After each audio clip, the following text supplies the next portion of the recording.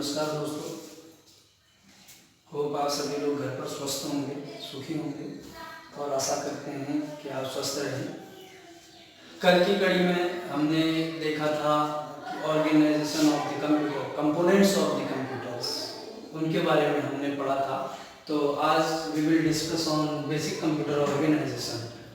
इस बारे में आज हम बात करते हैं। तो देखिए, कंप्यूटर जो है एक बहुत ह्यूज फील्ड है। ये हर फील्ड पे हम इसका वर्क कर सकते हैं। आजकल जो कंप्यूटर है वो नेसेसरी है, तो इसलिए इसको बिल्कुल ध्यान से आप देखिएगा। अगर इसमें कोई आपको समझने में परेशानी या कुछ हो तो हमारे YouTube पे लिंक के नीचे कमेंट्स जरूर करिएगा। तो आइए आज नेक्स्ट हम स्टार्ट करते हैं basic computer organisation. Basic computer organisation means computer किस तरीके से काम करता है, क्या स्टेप हमारे कंप्यूटर के होते हैं वर्क करने के लिए। तो एक्चुअली मेन रूप से 5 स्टेप हमारे कंप्यूटर्स के होते हैं जिस पर हमारा कंप्यूटर काम करता है। जो 5 स्टेप हों, first is inputting, second is storing, third is processing, fourth is outputting and fifth is controlling. ये 5 स्टेपों पे हमारा कंप्यूटर वर्क करता है। आइए समझते हैं ये 5 चीजें क्या है। Inputting, process of entering data and instruction into a computer system। जो कुछ भी प्रोसेस हमारे द्वारा की जाती है वो सभी प्रोसेस को, चाहे वो डेटा हो या इंस्ट्रक्शन हो, उसको कंप्यूटर के अंदर इनपुट करना इनपुटिंग कहलाती है। With the help of keyboard, mouse and other things, that is inputting. Second is storing, saving data and instructions in to make them readily for work। जो हमारे द्वारा इनपुट जो डेटा किया जाता है उसको वर्किंग पर्पस, वर्किंग लाइफ बनाने के लिए वो उसको तैयार करता है, वो स्टोरिंग प्रोसेस होती है। थर्ड इज प्रोसेसिंग, इनपुटिंग और स्टोरिंग से के बाद जो तीसरा वर्क होता है वो प्रोसेसिंग होता है। हमारे डेटा को जैसे plus, minus, divide, alphabetical work, जो कुछ भी वो काम हम उसके अंदर करते हैं, उन सब चीज़ों को प्रोसेस वाइज तरीके से प्रोसेस करना थर्ड स्टेप हमारे कंप्यूटर का होता है। And next one is outputting. जब ये तीनों चीज़ें हो जाती हैं तो आउटपुटिंग का वर्क स्टार्ट होता है। Process of producting useful information और result for a user such as printed report और विजुअल डिस्प्ले। हमारे द्वारा जो भी वर्क हमने कंप्यूटर पर किया with the help of keyboard, mouse and other things, जो उसमें हमने सेव किया उसको हमारे अकॉर्डिंग हमको विजुअली या प्रिंटेड वर्क के रूप में प्रेजेंट करना आउटपुटिंग कहलाती है। Okay, last one is controlling, directing the manner and sequence in which the above operations are performed। जो भी 4 चीजें हमने ऊपर की हैं उसको वेल मैनर पर परफॉर्म करना और सीक्वेंस वाइज परफॉर्म करना, इसका कंट्रोलिंग का वर्क, इसको कंट्रोलिंग के अंदर आता है कि उसको वेल मैनेज तरीके से हमारे सामने प्रस्तुत किया जाए। वो ये 5 स्टेप जो होते हैं हमारे कंप्यूटर बेसिक ऑर्गेनाइजेशन के होते हैं। हमारे 5 स्टेप पर हमारा कंप्यूटर काम करता है। ओके, नेक्स्ट हम बात करते हैं types of unit. 2 types of unit, one is inputting, second one is output unit. Okay, input unit क्या होता है? It is enables data and instructions to be fed to a computer system from outside world in computer acceptable form। जो कुछ भी work हमारे द्वारा किया जाता है कीबोर्ड के थ्रू, माउस के थ्रू या किसी अन्य चीजों के थ्रू, जो हमारे कंप्यूटर में स्टोर होता है, जो कुछ उसके अंदर इनपुट होता है, वो सब इनपुटिंग कहलाती है। ओके, और आउटपुट यूनिट क्या होता है? वो unit it is enables a computer system to supply the information to outside world in human acceptable form.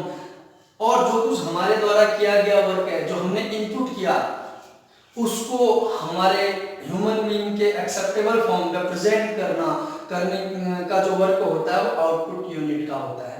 तो ये 2 चीजों पर हमारा बेसिकली वर्क करता है इनपुटिंग और आउटपुटिंग पर। जब तक हम इनपुट नहीं करेंगे तो कोई चीज आउटपुट होगी नहीं। तो इनपुट और output is the main things of computer.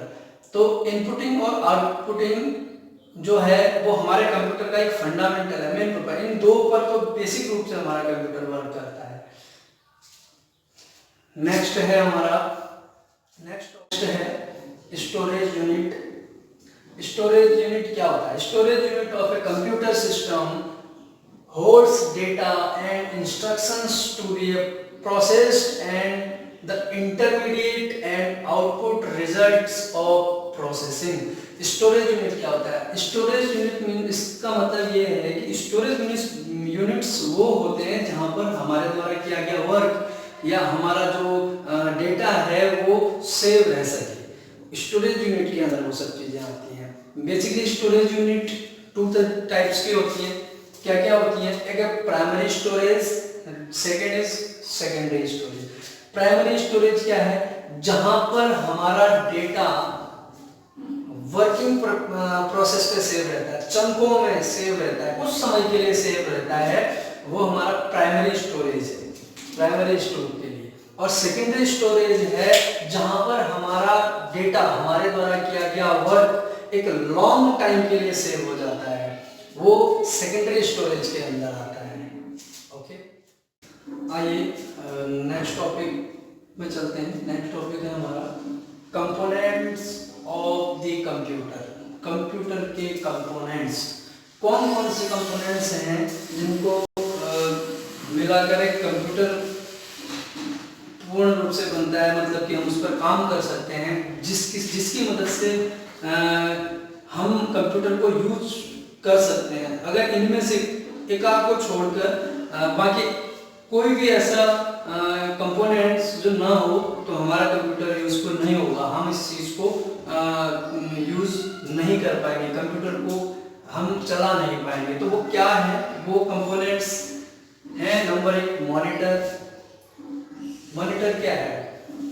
जो डिस्प्ले यूनिट जिस पर हम देख सकते हैं वो मॉनिटर है। हम आगे इस सारी चीज़ों पर डिस्कस करेंगे, तो मैं थोड़ा इसके बारे में ब्रीफली बता देता हूँ। सेकेंड है प्रोसेसर।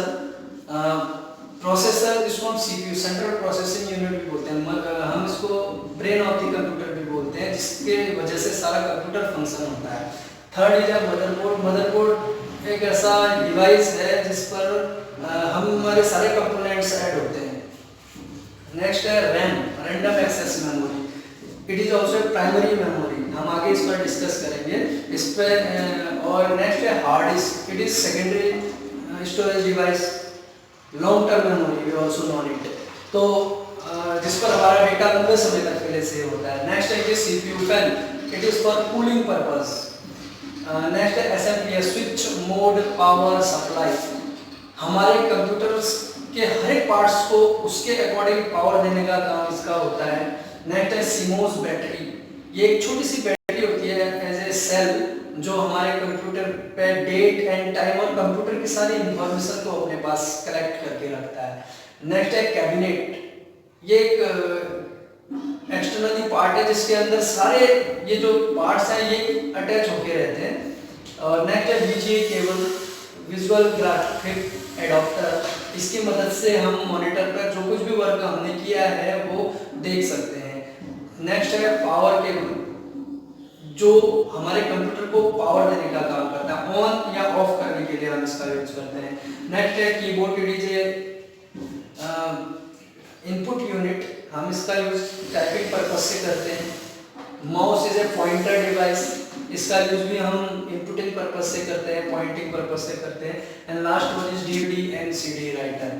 डीवीडी और सीडी राइटर का यूज हम एक्सटर्नल कॉम्पैक्ट डिस्कों को या डिजिटल वर्सटाइल डिस्क जो हमारी आती हैं उनको देखने के या चलाने के पर्पज से इसका यूज करते हैं। तो गाइस ये था आज का हमारा टॉपिक, जो very important for all of us.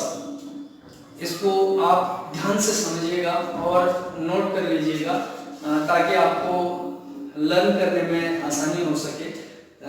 आज बस इतना ही, और इससे आगे हम कल की क्लास में पढ़ेंगे।